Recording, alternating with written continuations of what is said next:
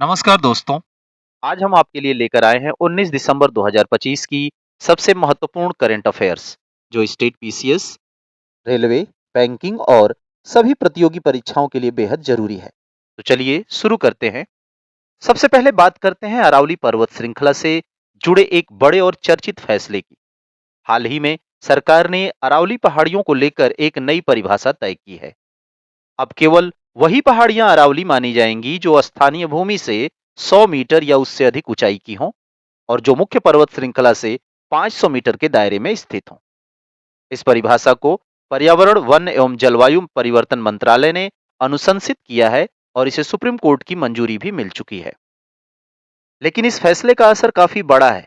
विशेषज्ञों के अनुसार अरावली की लगभग 80% पहाड़ियां जो 100 मीटर से कम ऊंचाई की हैं, अब इस परिभाषा से बाहर हो जाएंगी। इसका सीधा मतलब है कि इन क्षेत्रों में खनन गतिविधियों को बढ़ावा मिल सकता है, जो पर्यावरण के लिए गंभीर खतरा पैदा करेगा। इसी कारण राजस्थान में इस फैसले के खिलाफ जनविरोध भी देखने को मिल रहा है। अरावली पर्वतमाला केवल पहाड़ों की श्रृंखला नहीं है, बल्कि यह दक्षिण पश्चिम मानसून की अरब सागर शाखा के लिए एक प्राकृतिक अवरोध का काम करती है। यह पूर्वी राजस्थान में बारिश सुनिश्चित करती है। अगर अरावली कमजोर होती है तो थार मरुस्थल का विस्तार तेज हो सकता है और राजस्थान, हरियाणा व पश्चिमी दिल्ली तक मरुस्थलीकरण का खतरा बढ़ जाएगा। साथ ही अरावली क्षेत्र में मौजूद 200 से अधिक पक्षी प्रजातियां, स्थानीय जल स्रोत, कृषि व्यवस्था और दिल्ली का ग्रीन कवर सभी पर नकारात्मक प्रभाव पड़ सकता है। अब बात करते हैं एक सकारात्मक पहल की। उत्तर प्रदेश के गोरखपुर में भारत का पहला वन विश्वविद्यालय स्थापित किया जाएगा। इस परियोजना पर करीब 500 करोड़ रुपए खर्च होंगे और यह विश्वविद्यालय 125 एकड़ क्षेत्र में फैला होगा। इसका उद्देश्य है वन संरक्षण, जलवायु परिवर्तन, जैव विविधता और पर्यावरण शिक्षा में विशेषज्ञ मानव संसाधन तैयार करना। यह विश्वविद्यालय वानिकी और पारिस्थितिकी के क्षेत्र में भारत के लिए एक बड़ा कदम माना जा रहा है। पर्यावरण संरक्षण से जुड़ी एक और अहम पहल आई है मेघालय से। मेघालय सरकार ने रिफंडेबल ग्रीन डिपॉजिट स्कीम की शुरुआत की है। इसके तहत पर्यटकों से प्लास्टिक उपयोग के लिए 100 रुपए का डिपॉजिट लिया जाएगा।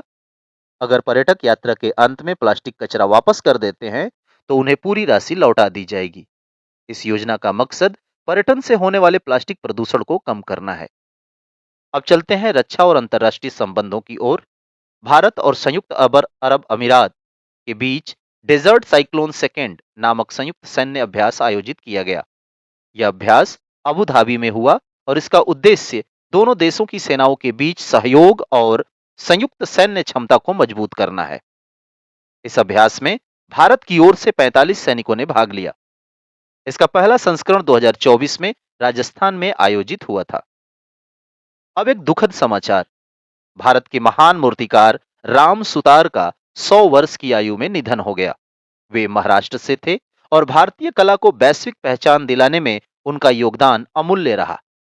उन्हें पद्मश्री, पद्म भूषण और महाराष्ट्र भूषण जैसे सम्मानों से नवाजा गया था।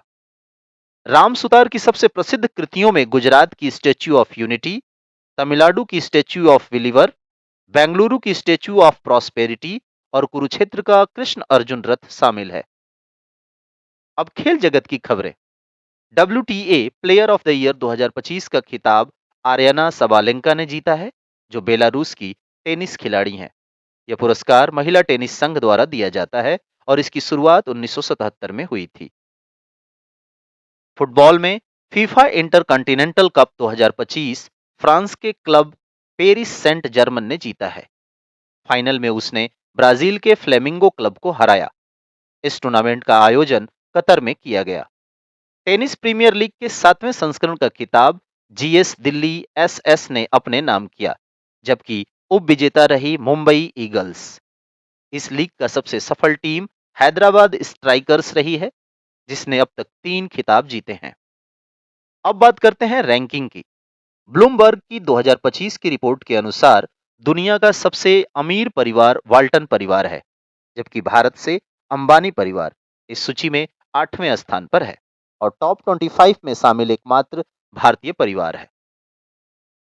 अंत में 20 दिसंबर को अंतर्राष्ट्रीय मानव एकजुटता दिवस मनाया जाता है। इसका उद्देश्य दुनिया में एकता, सहयोग और सतत विकास को बढ़ावा देना है। 2025 की थीम है solidarity for sustainable development, uniting communities for a shared future. अब आपसे एक सवाल, आज की वीडियो से जुड़े 3 प्रश्नों के उत्तर कमेंट बॉक्स में जरूर लिखिए। अगर आपको यह वीडियो उपयोगी लगी हो तो लाइक करें, शेयर करें और चैनल को सब्सक्राइब करना ना भूलें। हम मिलेंगे अगले वीडियो में नई करंट अफेयर्स के साथ। तब तक के लिए जय हिंद, जय भारत।